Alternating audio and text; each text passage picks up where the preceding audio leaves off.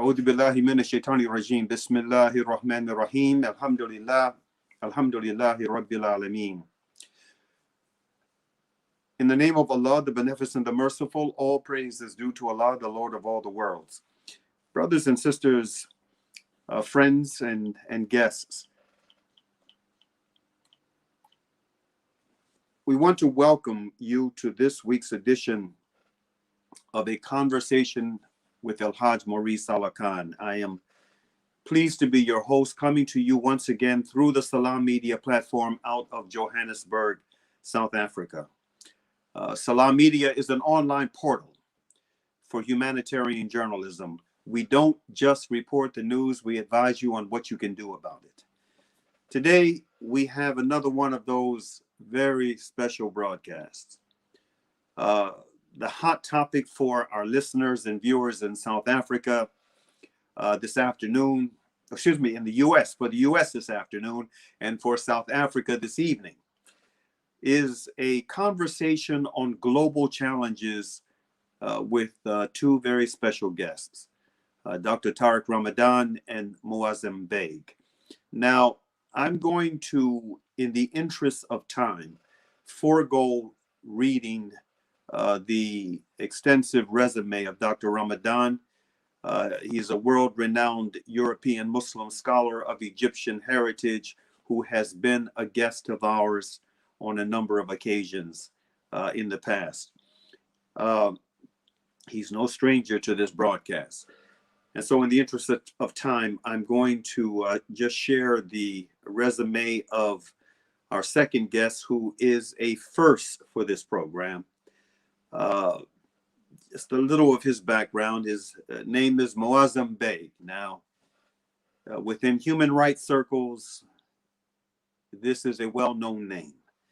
But for those of you who are not closely attuned to human rights issues, he will no doubt be a stranger that should be introduced. And so let me just share this little bit of background. He is a British-born Muslim and a former Guantanamo Bay detainee. Yes, you heard that right. After his release, he became one of the most prominent public speakers and Muslim advocates for justice and dialogue. He is the author of the bestseller Enemy Combatant, a book that I got shortly after it came out. It's a very thought-provoking and informative read. I highly recommend it. In which he recounts his experience as an innocent man detained and tortured at Guantanamo, Bagram, and Kandahar. The Muslim 500 listed him as one of the 500 most influential Muslims in the world. The New Statesman listed him in the top 50 heroes of our time. He now serves as the outreach director for CAGE and has traveled extensively to investigate state abuses and Western complicity in torture, including visits to Tunisia, Libya, and Syria. A direct eyewitness to the conflicts in Bosnia, Afghanistan, and Syria. His life has been recorded by the Columbia University Oral History Project and the BBC Storyville documentary, The Confession. Now, before I bring these brothers on, I want to show a short video. I want us to show a short video clip that will set the tone for the first half of today's broadcast. Whenever you're ready, Brother Sonic. Effort was a military effort. And unfortunately, a military effort is not a developmental effort. A military effort doesn't win the support of people. It ended up having no broad support in the population. And the result is the Taliban were able to wait and then return after $1 trillion. So, of course, I look at this from an American point of view, and I say how stupid that policy was, not just for 20 years, but for 40 years. But Professor Sachs, you're so politically incorrect, I have to say, in the eyes of many, probably in your country right now. How could you dare to say all these things? Well, because, you know, at my age, and I've been at this for 41 years, working all over the world, I've seen straight up Vietnam, the disaster in Cambodia. I've seen the U.S. intervention in Central America. We've seen 2 Gulf wars. We've seen what covert operations did to destroy Syria. It's enough. I'm so sad for my country. But one after another. Why, Professor? There's an old expression in English that when you have a hammer, everything looks like a nail. Well, the United States has a powerful military, so everything looks like a solution for a war. And so the United States uses the military as foreign policy. But there is no foreign policy that comes out of a military. And we use the military in the Middle East, in Iraq, in Syria. We use the military in this region in Central Asia. We use the military in Central America. We use the military in Vietnam, Cambodia, Laos. Not once did this work. If all these things happen once and again, there must be a logic. What is driving all these perceptions? There must be some real interest down there.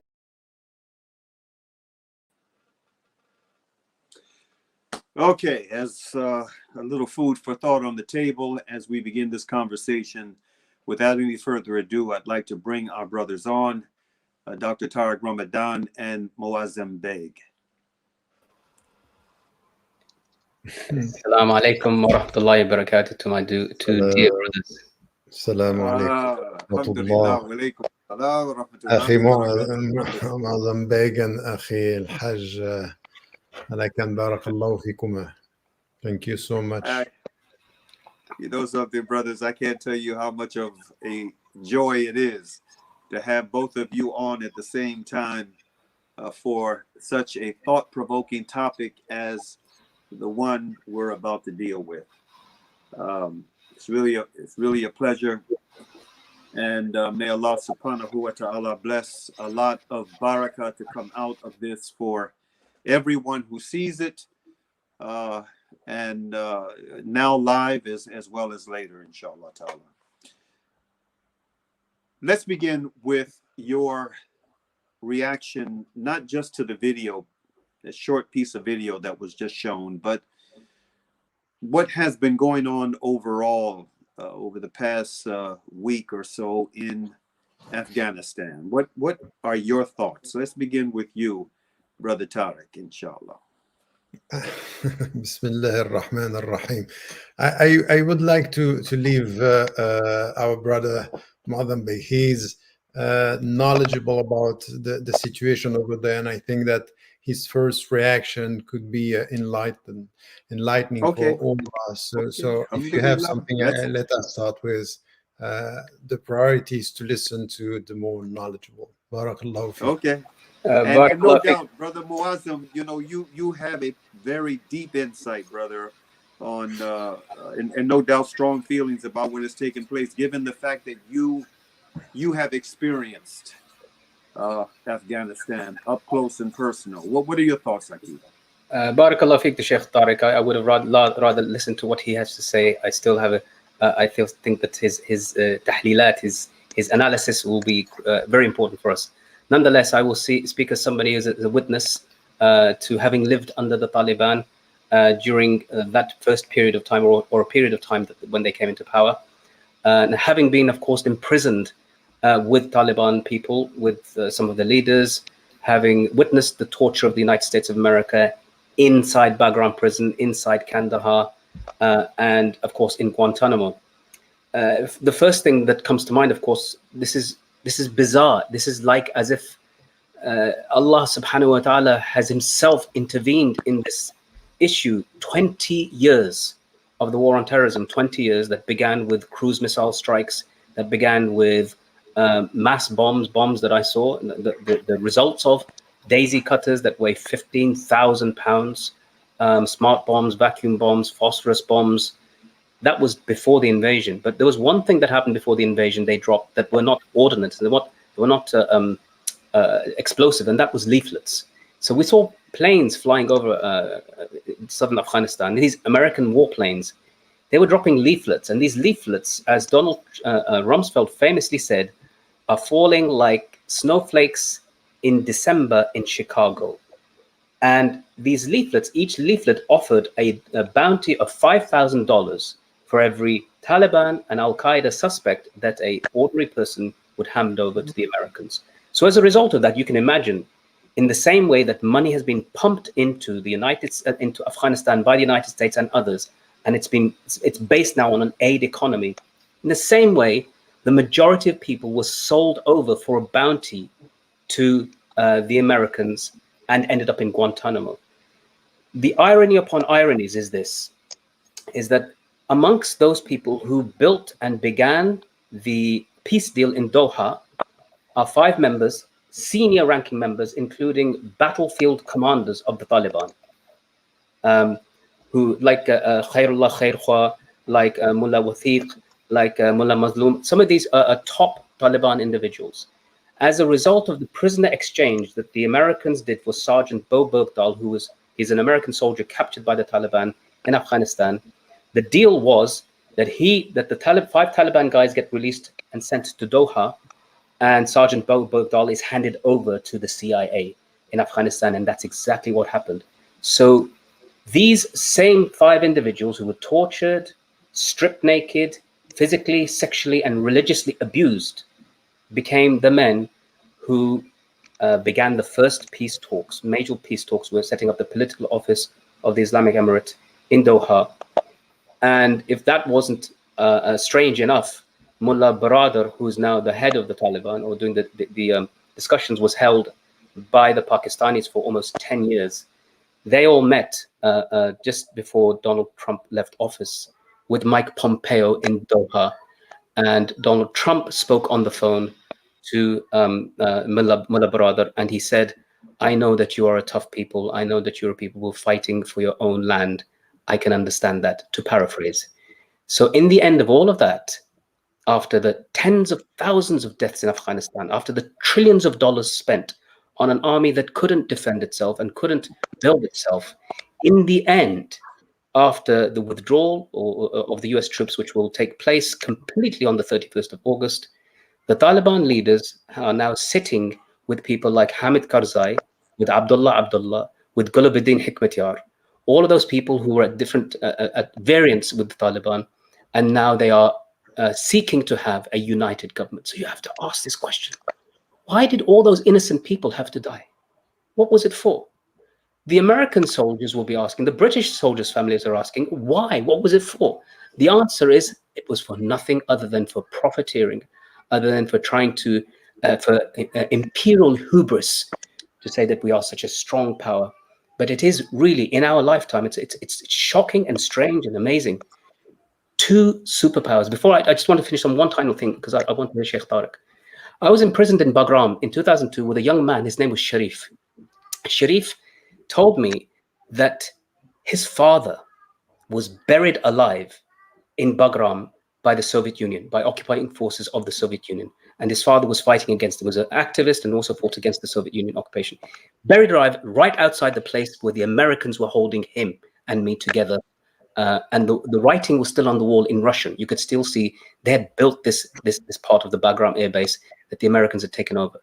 I remember the day when he said to the Americans, he said, my father is buried alive outside here. Do you think, and by the USSR, do you think that his son will submit to the USA? And that for me kind of puts an underlining mark about what's been going on in Afghanistan for all of these years. What are your thoughts, Dr. MashaAllah. I think as you introduced Moazzam Begg, the way and his experience and the way he's looking at things should once again make him one of the most important voices to be heard today among the Muslim communities, and not only in the West, but in the West. Why? For I think what we heard right now, it's important because the way he, from the very beginning, it's not the first time he's taking this position. And here, what he is saying about what is going on in Afghanistan is also to send a message to all our brothers and sisters in Islam about be careful with the way you are going to talk about the Taliban, the way you are going to talk about the people who are fighting for their lands in Afghanistan, because this demonization that we are facing in the Western media is something which is very, very worrying and disturbing when we see some of our Muslim leaders very quick to demonize the Taliban and the leaders. And as much as I think we can be at variance as to the political vision, we should first be quite clear about the fact that when it comes to their sincerity, their commitment to Islam, we have to be very cautious with our judgment and not to fall too quickly into what is said in the West about them.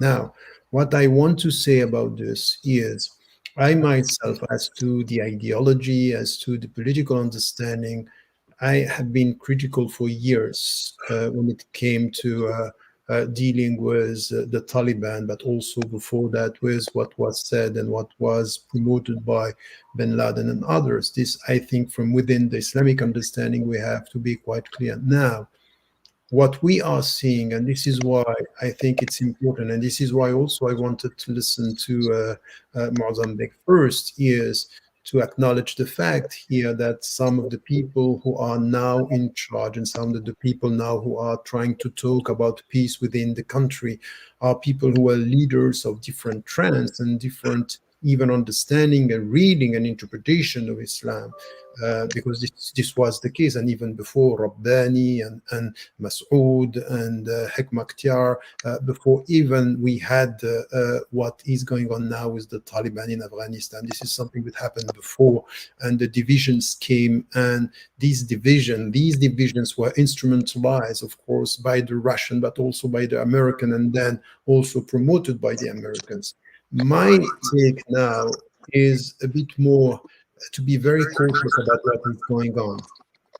To tell you the truth, I don't buy the fact that the West is now leaving Afghanistan and they are ready for the peace process to be achieved and for the country to be independent. There is too much an economic and a geostrategic interest in the region just after 20 years to say, okay, why then all this?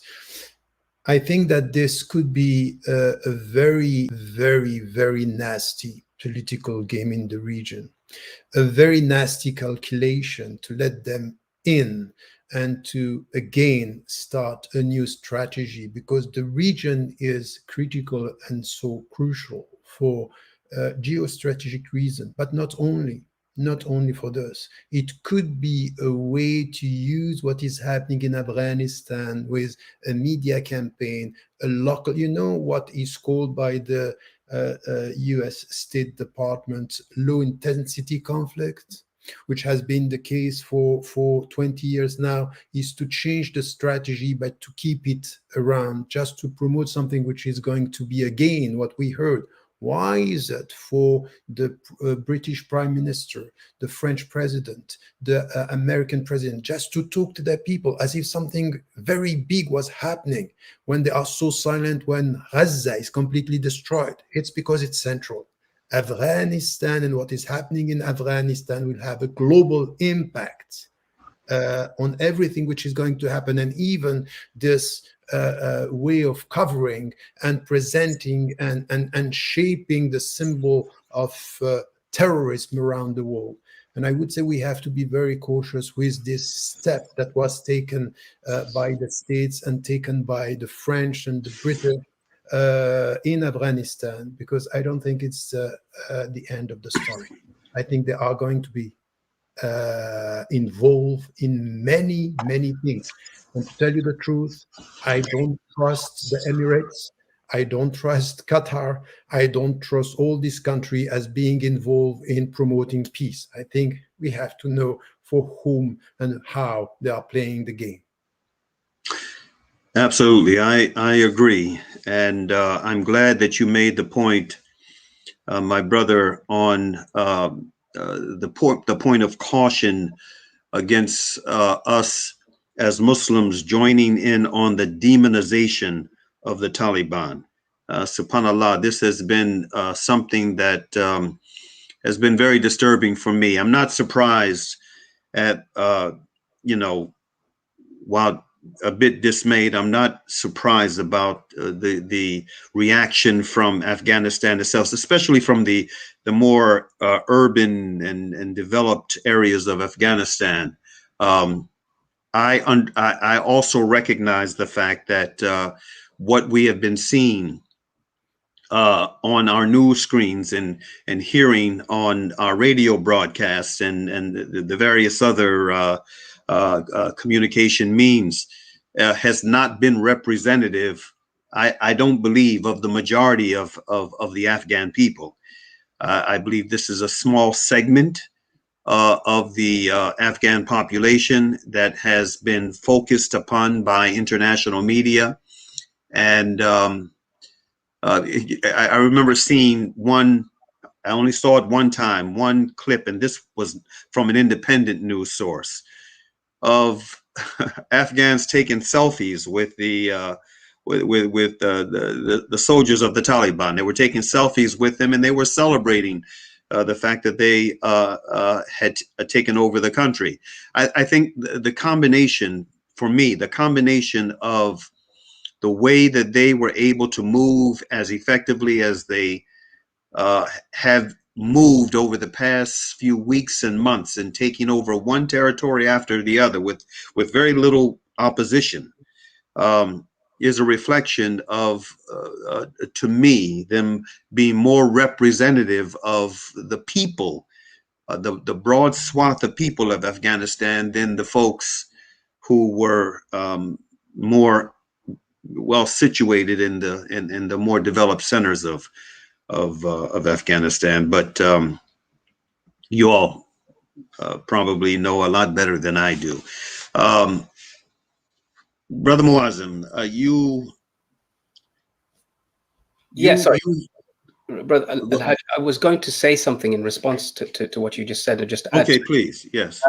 One of the things that people don't really know, and it was documented in a report done by a Scandinavian NGO, which I forget what the name of the NGO was, but it was interesting because I read in there that they concluded that one of the reasons that the Taliban was successful is because of the one thing that you would think would make them the least successful, and that is Sharia. And what I mean by this is, to most people, when you hear the word Sharia, you think, oh my God, hudud punishments, chopping hands, stoning the adulterers, that same old tired story that we keep hearing. But to most people, as we know, as Muslims, the Sharia is your normal day-to-day proceedings of life and fiqh and understanding, and trying to develop yourself and live according to the Islamic rules. So one of the things that the Taliban was doing very, very efficiently in their courts was dispensing justice. And I mean, when I say justice, I mean settling disputes in a very simple, unadulterated, unbureaucratic way, without any bribery, without any corruption. And this was very effective, so effective, in fact, the report states that multiple members of the government, the Afghan government, would go to the Taliban courts to seek adjudication on disputes they had. And as a result of that, people trusted the Taliban. The Taliban actually used, Sheikh Tariq will know this, it's called Al-Majalla Al-Uthmaniyya, which is the book of jurisprudence from the time of the Ottomans. They were using this as part of Hanafi fiqh law as a base to adjudicate for all the judges. So all the judges have this. Now, I was fascinated to read this in this report, to say that this is why and how the Taliban are winning hearts and minds. It's not so much with, say, some of the other Islamic groups, say in Egypt, where it would be they were building schools and they were part of the education system, building hospitals. It was this part of settling disputes. And remember, for Muslims, the idea of the Prophet ﷺ himself, that he was recognized so strongly because of his ability to settle disputes. And I think that nobody has even touched on this at all. And they don't want you to know this part of it, because the majority of people in Afghanistan, unlike the majority of people in Britain or America, live in rural areas, not in the cities, as you've explained. So that's the majority, and you're not hearing the voice of the majority.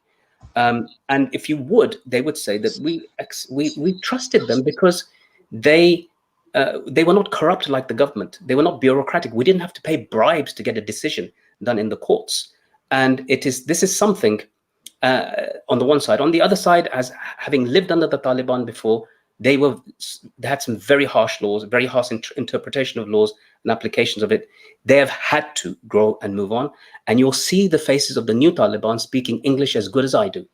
You'll see the new faces of the Taliban using social media, using in the digital age, and they're not those kind of backward people that you thought in the past of.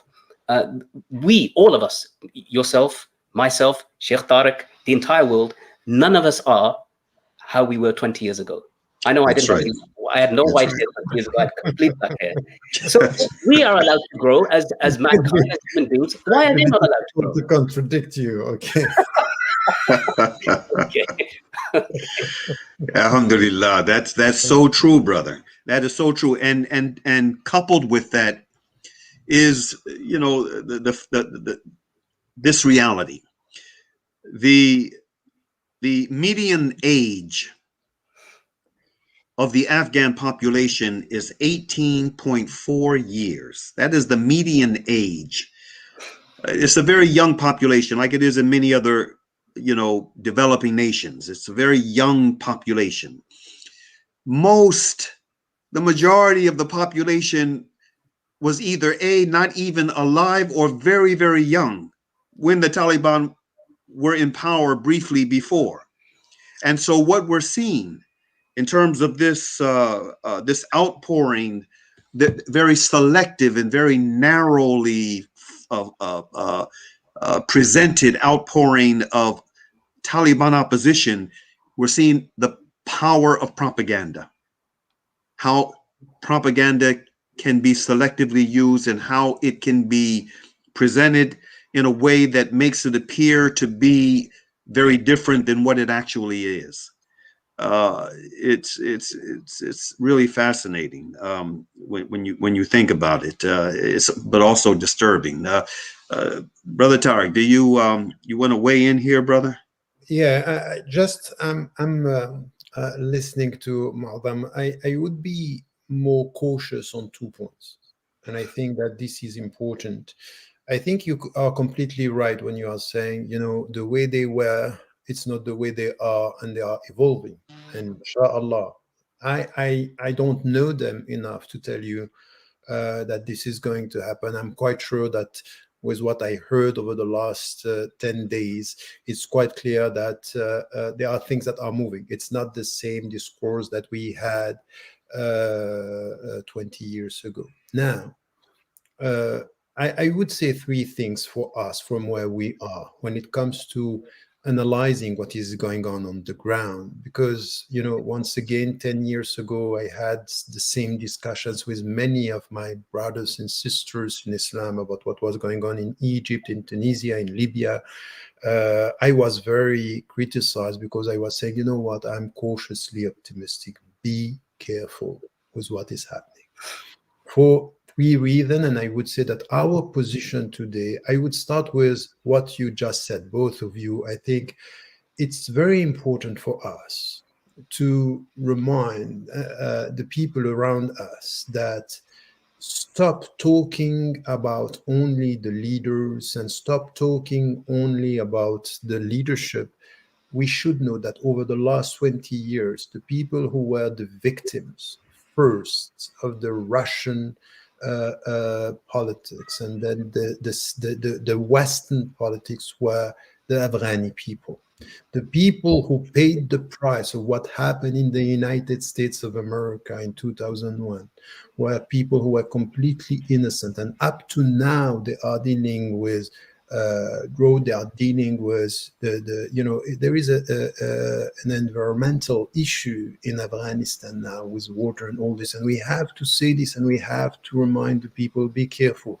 Stop talking only about politics and leadership, talk about people. And there is a need to support the Afghani people, and not only to help them to go out from the country, but to stay and to build the future of this country. Not to tell us, you know what, we have to support journalists, we have to support intellectuals, we have to support women, we have to support the people who are supporting us. This is what we are hearing in the West. This is not acceptable. We have to support the Afghani people there and to help them to build their country. And the best way to do this is to talk about independence, to talk about the fact that we have to leave this country, but also to support them economically, not only to support them by bringing the leader to talk, but also the people to build. This is the first position, I would say, as Muslim and as Muslims around the world. The second thing is to support all the talks that are going on among the different trends in Afghanistan, just to try to get something which is, we need to come to an agreement. So yes, the people could be supportive, and some are critical. Some are critical towards the Taliban, and they should be part of an internal discussion in Afghanistan to find their way. And this is what should happen today, and we have to support this. And there is one last thing that I would say. As I told you, it's so important, it's so much an important area there, that this decision to leave, or apparently to leave the country, the way it was said to us and the way it was presented to us, I have a question mark about the political intention behind what is presented as a withdrawal from the region, because it's still very important. And I would say for three reasons: for the geostrategic reasons that we were talking about, for lithium and oil, and the link between Russia and China. It's essential. And we have to take into account two players here. Pakistan is a very important player, and the relationship with China is going to be very critical in the coming years. And now, and I would say we have to be cautious about the fact that sometimes what is presented with as a positive step is done with the intention of the next step. And the next step is maybe to take advantage. And I would say, I don't know what Moazzam would say, but my take was, with many of, I would say it's not the same at all, but with the people who are sometimes very traditionalist and very strict, is sometimes they are very sincere religiously and sometimes quite naive politically. And I would say we have to be careful with this, because I have seen people who are behind them, they are not sincere religiously, but smart politically. And we have to be careful with the people behind. Wallahu a'lam. Brother Moazzam, well, I want to give you the final word on this topic before we shift in the remaining time we have to another very important topic. You want a closing thought on Afghanistan, Aki? I never imagined. I mean, you see, my life changed not on September the 11th, but as when the U.S. invasion of Afghanistan began. One of the reasons, the reasons I was in Afghanistan, I was there with my family, with my wife, my children. We'd been involved in building a school for girls. And this was crucial because at the time, it was reported that the Taliban did not allow female education. In fact, they were struggling on education regardless, and their understanding of the role of women was a little bit questionable, let's just say. But we wanted to help them. We didn't want to join the kind of attack against them. Let's go there, let's help, let's bring out what we've learned from the West that will benefit them, that they will accept, that they won't accept from Western non-Muslims, and let us set up schools. And alhamdulillah, they were very receptive to it. So that's one point. One point. If they were receptive back then I think they'd be even more receptive now with how the world is. echoing what Sheikh Tariq says, that we need to practically get involved in assisting the Afghan people. And by the way, people are a lot more advanced now in everything than they were back then.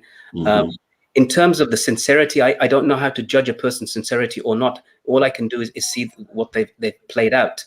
And I would say this, that it is now time for all of the world, the Muslim world. One is because whatever way you want to put it, the withdrawal of the US troops from Afghanistan, which is still taking place, from the imagery is worse than Saigon. It's worse than Vietnam.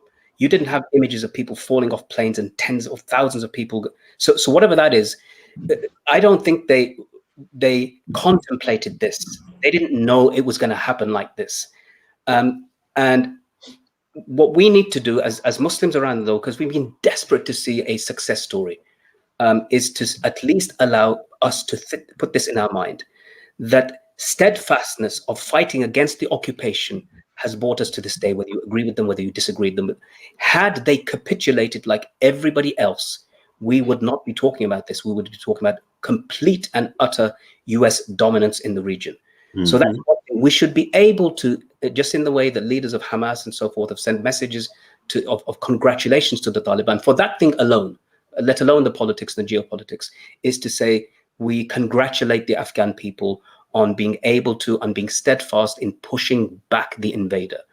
So for me, that's it. For this point, let me, after 20 years, after 22 decades of this, at least have a little bit of comfort in the knowledge that not every occupation ended in capitulation. Alhamdulillah. A good note to end on in this segment. Now we're going to shift to another very important area of concern for your brother Saalakhan, and I'm sure for the two of you as well. Our sister in Islam, Dr. Afia Siddiqui, was recently attacked in the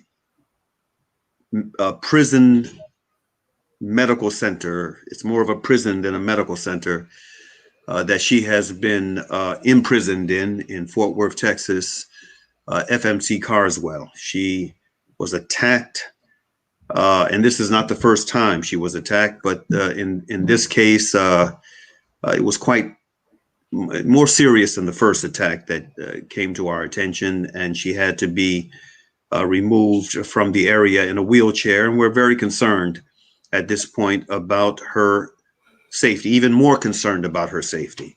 It's been 18 years now.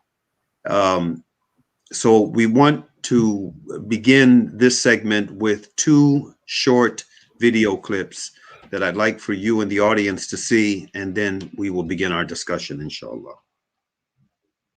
Afia Siddiqui pleaded for calm in the Muslim world, telling her supporters not to protest violently after she was handed down what amounts to a life sentence for the attempted murder of Americans in Afghanistan.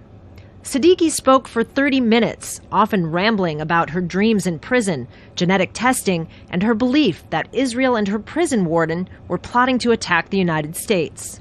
The defense had recommended a 12-year sentence, telling the judge their client was mentally ill, a claim Siddiqui denies. What we had today was a vivid insight into the state of mind of Afia Siddiqui. And I think without question, people were shaking their heads. Afghan police detained Siddiqui along with her son in 2008 after finding her with cyanide and notes on New York landmarks.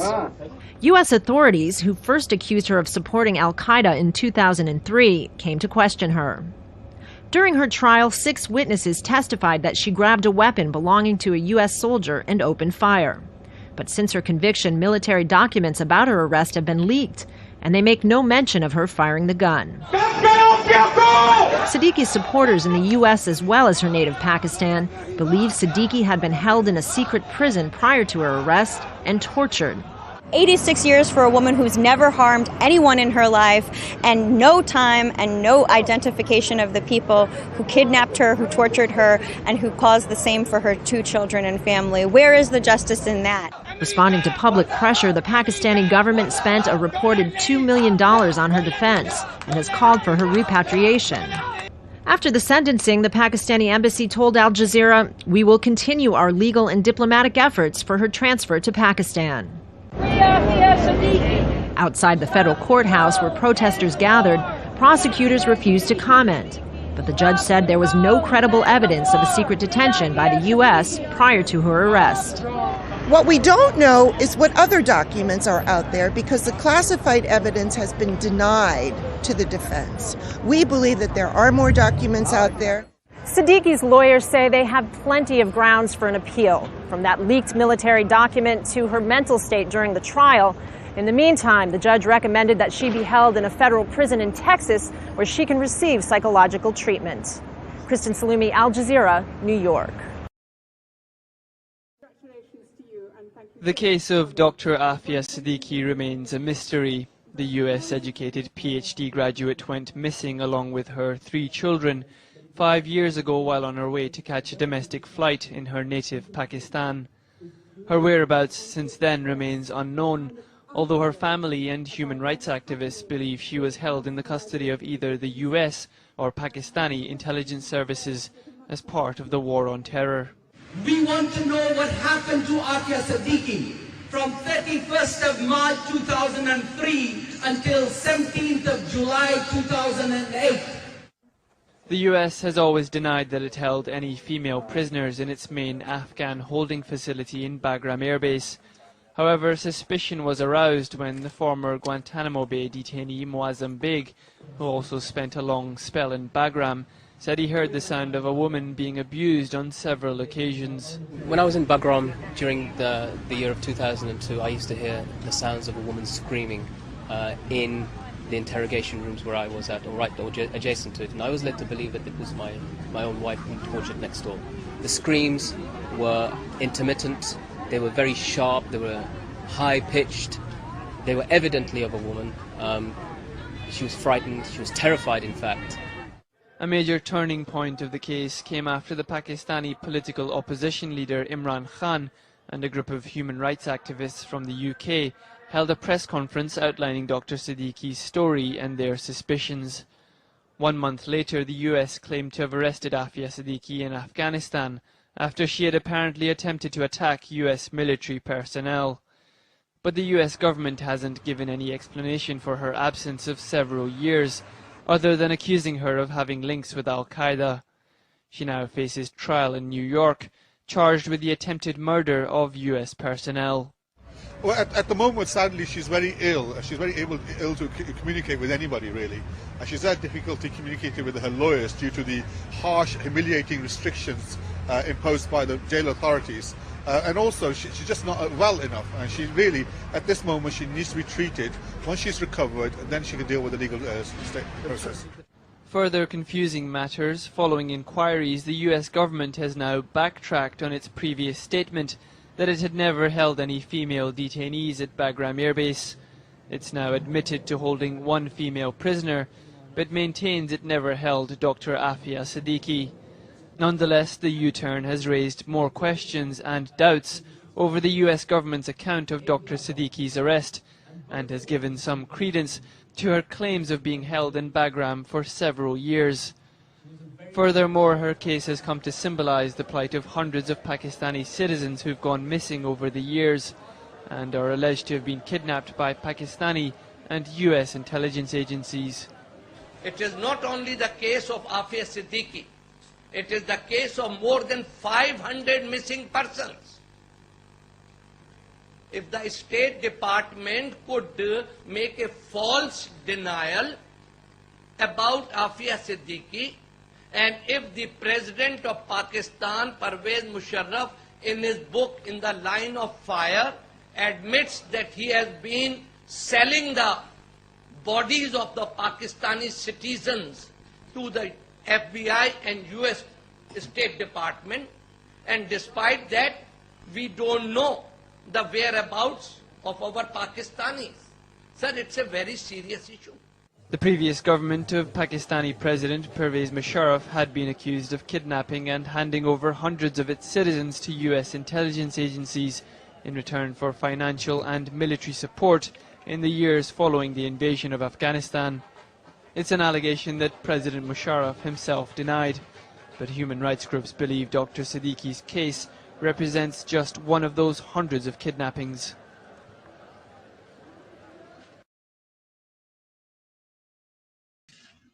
Okay, my brothers, I want to share a Facebook post that I just came across earlier today, and I thought it was very appropriate to share it in this discussion. The poster said, and this clearly is a Pakistani, the scholar from Pakistan handed over to the Americans by the tyrant dictator Pervez Musharraf. All Afghanis are our brothers and freedom fighters.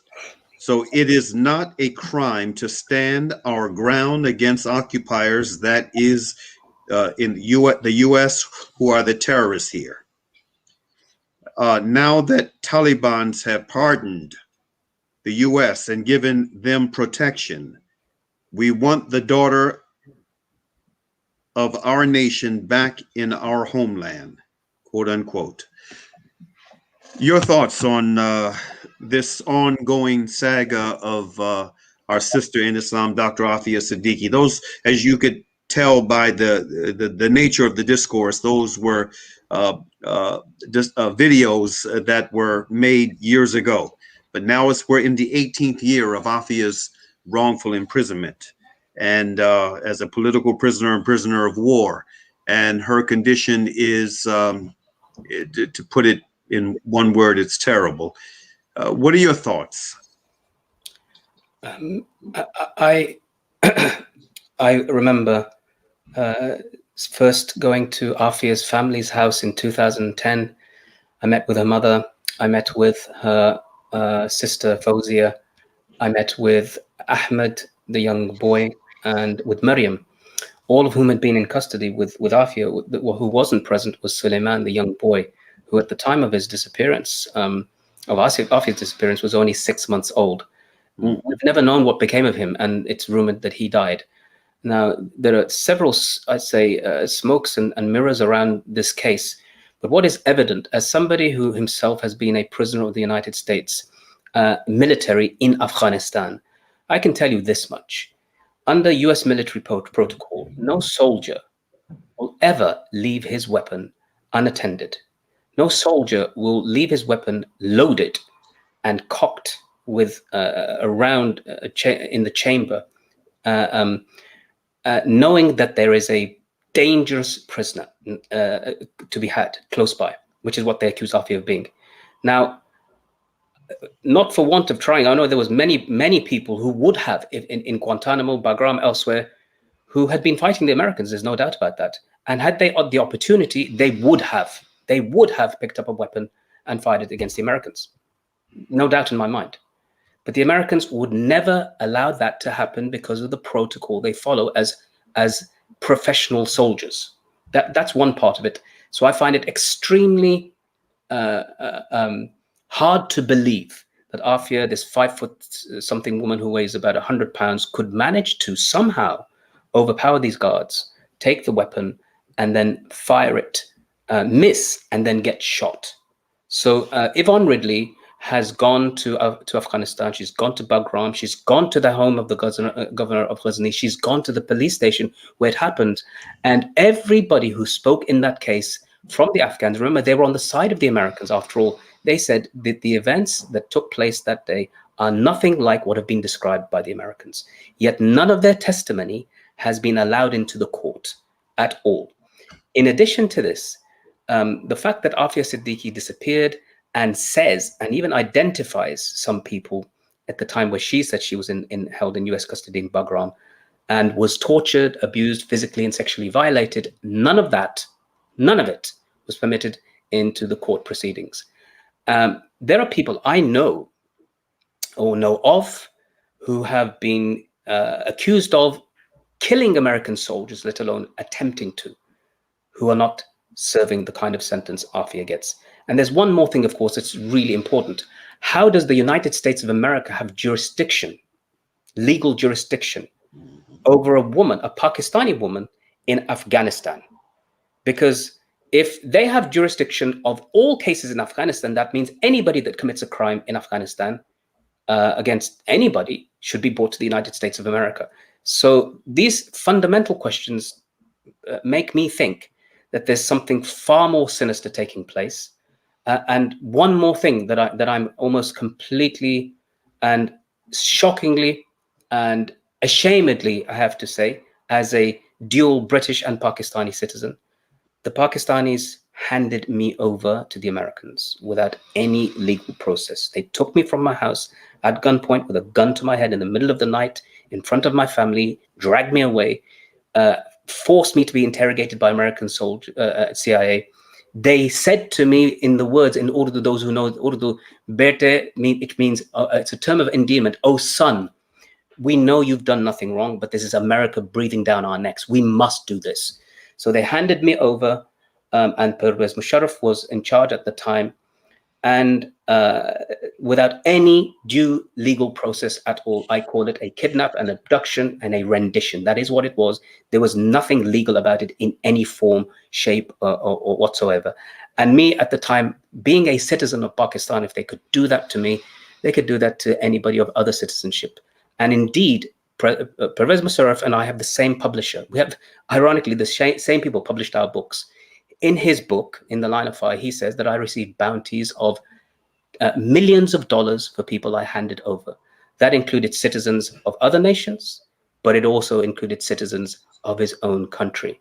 And Pakistan has, as a result of applying American foreign policy in its country, lost tens of 50 to 60,000 troops and people, and instituted a program of rendition, kidnap, disappearance, the likes of which Afia Siddiqui's case is only one. There are hundreds of disappeared. There's a sister there called Amina Masood Janjua, whose husband has been disappeared for 15 years. She started an organization called Defense of Human Rights, and as a result has learned about thousands of cases of Baluchis, of those in the war on terror and so forth.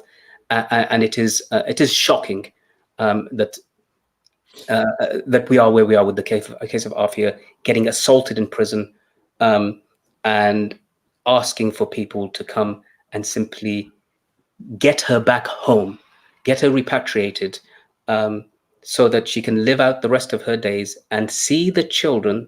They are now all grown up now, they're all adults, that she last saw when they were babes in arms. You know, brother, I know Sister Amina. I had the pleasure of spending time with her, along with Dr. Fawzia and some of the other frontline defenders of human rights in Pakistan when I visited in 2014. She is a remarkable sister. SubhanAllah,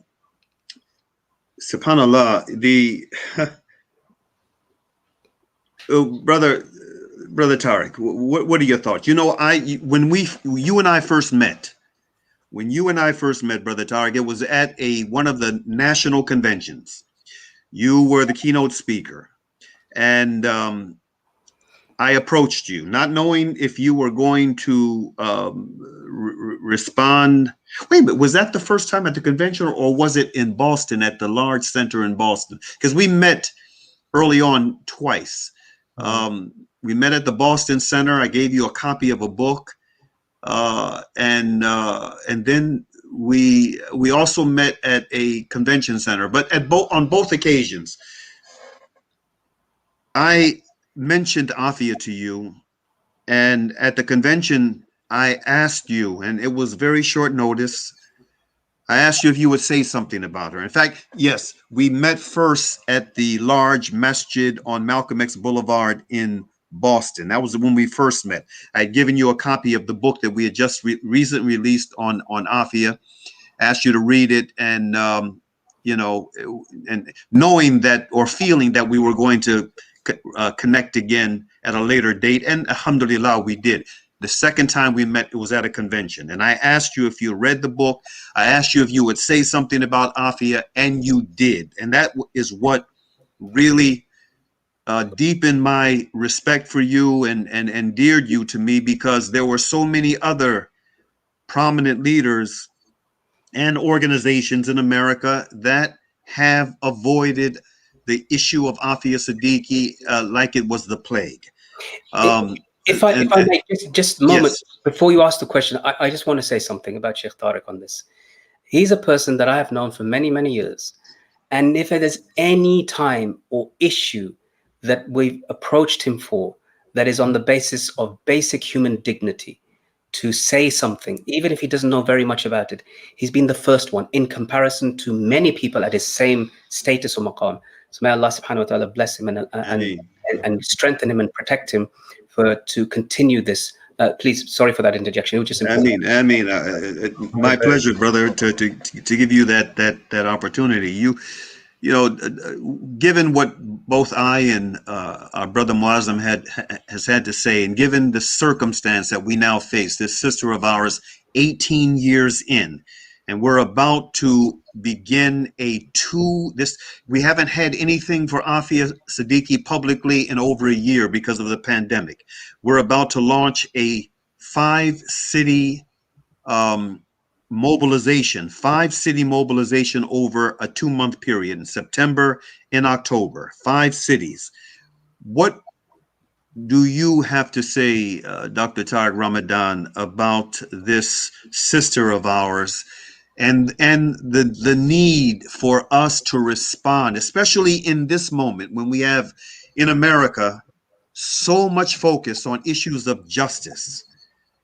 As a result of the conversion of the pandemic and, you know, this movement that erupted as a result of that police murder that took place in Minnesota, that got the attention of the global community and got a response not only here in America from the globe, but from the global community. The amount of attention and pressure right now in the United States around issues of justice. This is an opportunity for those who have been weak-hearted up until now. What do you have to say to them about Afia Siddiqui and our responsibility to her and to others like her, Dr. Ramadan? Barakallahu fikuma. Look, I think that once again, all what you said about her life, the trajectory and what happened to her, and even the 2 videos that we watch right now is just showing what we know and in fact translating the reality of what is happening in many countries, and especially in the United States of America, in many Western countries. Now, it should be clear that Afia Siddiqui and many others, because we are talking about hundreds of people now who are mistreated or in jail, and while they are completely innocent still now. When we talked recently, we were talking about Imam Jamil, and you know, when I met him almost 30 years ago, you know, just I was so impressed about what he had to say in one of the conference, and that we were there together.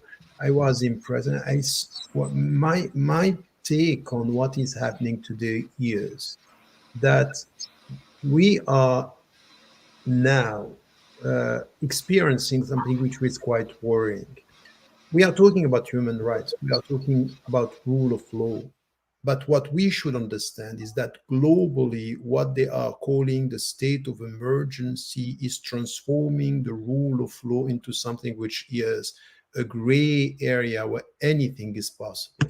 Yes, they can take people from Pakistan, bring them to Eastern Europe, and torture the people in Morocco, torture the people in Egypt, torture the people wherever. Rendition, it's there, and they are lying. They are lying. All what is said about Afia Siddiqui, about the fact that we didn't know and people are disappearing. We just saw watch the movie of the Mauritanian. It's just showing what happened to somebody who was also handed over by his own country to the Americans, and the way he was treated, as Moazzam was saying. Now we have to take a position, and you know, both of you, and this is why, you know, Moazzam with Cage and all what he has been doing before even he was jailed, and then what he is doing with the brothers in the UK and around the world, and you yourself in Washington being the voice for the voiceless and trying to make people hear what you have to say, and leaders who are not ready to talk or scared or afraid to talk about the issue. I think now it's for us, of course, to support and to use this stories and these realities, Afia Siddiqui and some of the prominent people that we are supporting, to make it clear that if the Western Muslims are going to carry on being silent about the fact that this state and ongoing state of emergency is helping and allowing the Western countries, democratic Western countries, to deal with prisoners in that way, to keep people in jail when they know they are innocent, because they know they are innocent. It's not about we don't know. They know they are innocent. They keep them in jail. They are torture. And this is the reality. If it's not physical torture, it's psychological torture, because solitary confinement is torture, is nothing else but torture. So we, as Muslims today, when we are free, tell me, if you went out, for me, for example, you know, I'm the son of some, my father, rahimahullah, left Egypt because of political repression. Am I going to stay in the West and just to keep quiet when this is done now in the West with people who were born and raised or coming from Pakistan and coming from other countries, in the name of, you know what, we have to make the people love Islam.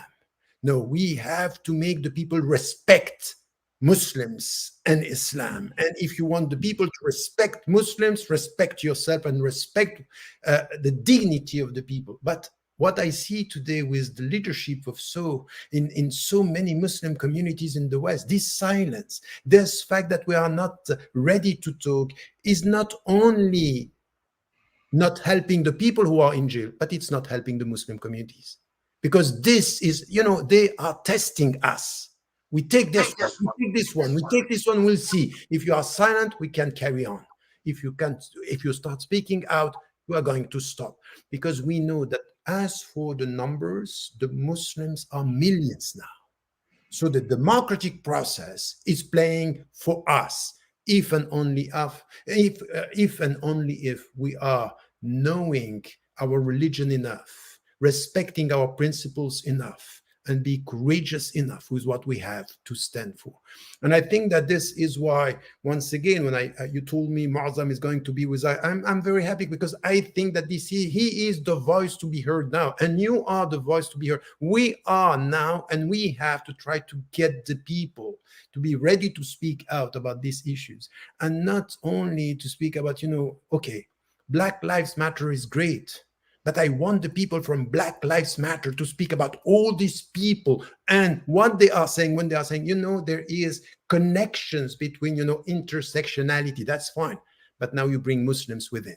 Because if you are Black and Muslims like Imam Jamil, you are twice you are going to face injustices. So say it with us. Don't just speak about Blackness, speak about this. And we want also the white convert Muslims and leaders to speak out and to say this is the same issue. We are on the same boat, and I think that our silence is not helping. So I didn't want to come with the details, because you know the details more than me. But what I think we have to share is the global picture, by being able to say we are not going to be quiet, because our dignity as Muslims is also the way we are going to deal with prisoners in our countries. If we are silent, this is showing how much we are cowards in the way we deal with our own principles. Wallahu a'lam wa a'la wa ahkam.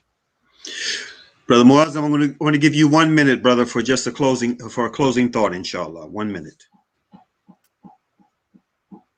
You're muted, Aki. You're muted. Sorry.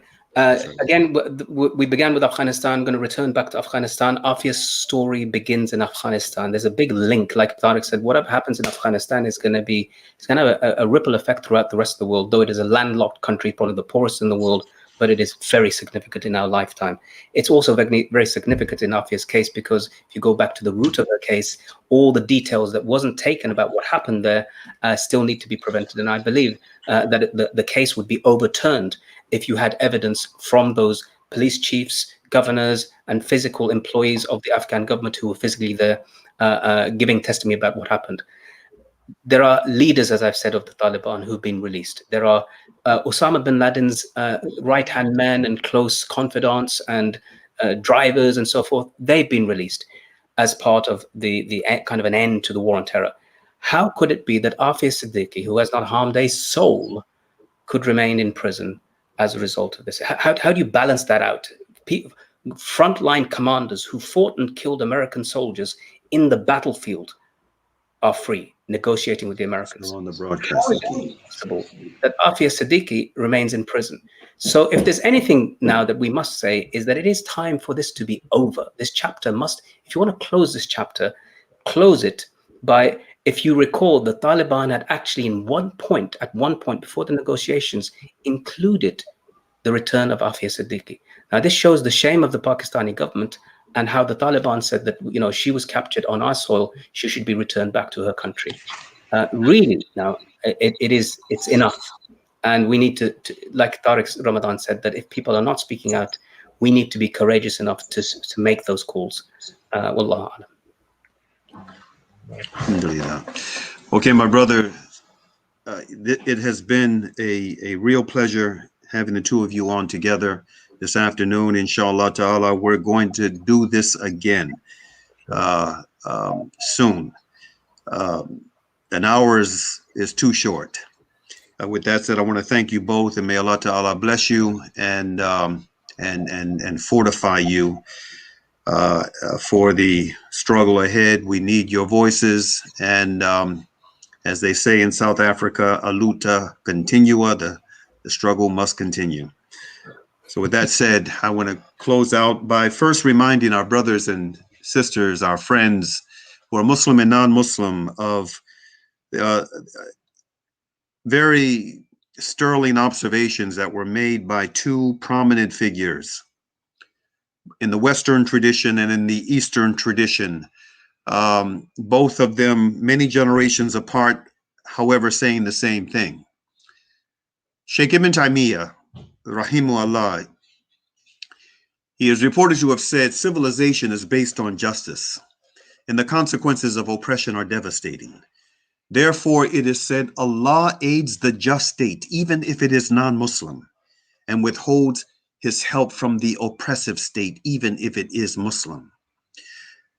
Thomas Jefferson, one of the founding fathers of this experiment called democracy in America, he made an observation that touched upon the same theme, issues of justice and consequence. He said, I tremble for my country when I reflect God is just.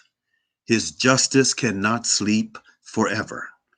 So these issues are issues that should be of paramount concern for all of us across the board, irrespective of race, creed, color, philosophy, ideology. It should be of concern to us all, because what goes around at the end of the day comes around. We close with Asr. Bismillahir Rahmanir Rahim wal Asr. Innal insana lafi kusr. Illa alladhina amanu wa amalu salihati wa tawassaw bil haqq wa tawassaw bis sabr. Which means, in the name of Allah, the Beneficent, the Merciful, by the token of time, through the ages, verily, humanity is in loss, except those who believe and do good, and exhort one another to truth, and exhort one another to patiently persevere. Peace be unto you. Assalamu alaikum.